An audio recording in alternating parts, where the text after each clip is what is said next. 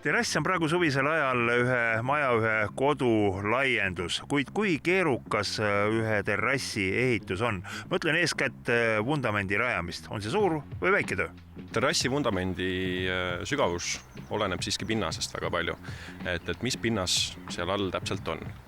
Et kui on lihtne liivapinnas, väike kamar peal, siis tegelikult täiesti piisab kamara pealt ära kaevamisest ja sinna siis vastavalt siis kas kõva pinnase asendamine ja siis terrassi alla paigaldus. Et need postid nüüd sättida kõik ühte tasandisse, see on natukene aeganõudev ja ütleme, paras keerukas töö.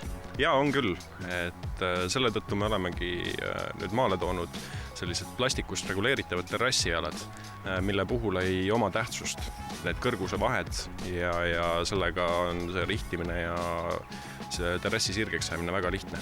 Kui ma siin pilku peale heidan sellele alustööle, mis mehed on ennem teinud, seal on fiboblokk on maa sisse pandud, siis need on ka üsna suvalise kõrgusega. Ja just nimelt, et siin me tahtsimegi näidata just seda, et ei ole oluline, et kui palju on need kõrguste vahed, et meil on olemas nii laiad erinevad tarvikud, millega on võimalik see väga lihtsa vaevaga ilusti sirgeks ajada. Kui kõrged need terrassipostid reguleeritavad üldse on, kui kõrgele neid võib panna? Neid on võimalik reguleerida kuni meetrini. Et sinna käivad vahetükid, mis käivad omavahel keermega kokku järjest ja kuni meetri kõrguseni on võimalik neid tõsta. On veel midagi, mida sa soovitaksid terrassi ehituse juures? Mida peaks tähele panema, kui terrassi ehitada?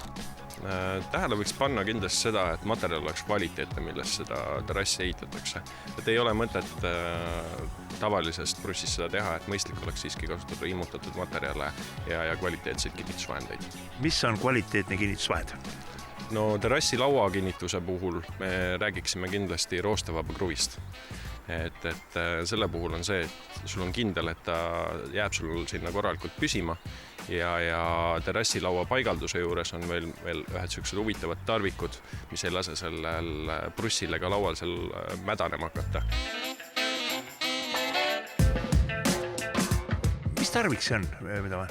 Tegemist on sellise plastikust pulgaga, kust kinnitatakse terrassilaua altpoolt üles kruvidega see plastikpulk külge ja siis ühe kruviga kinnitatakse seda brussi külge.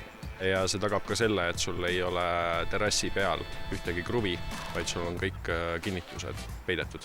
Terrassilaud paigaldatakse kas triibud allapoole või ülespoole? No eks see natukene ole maitse küsimus ka, et mina soovitan triibud allapoole, sest et siis ta ei hakka mustust koguma ja on teda lihtne puhastada ja ei hakka pindu ajama.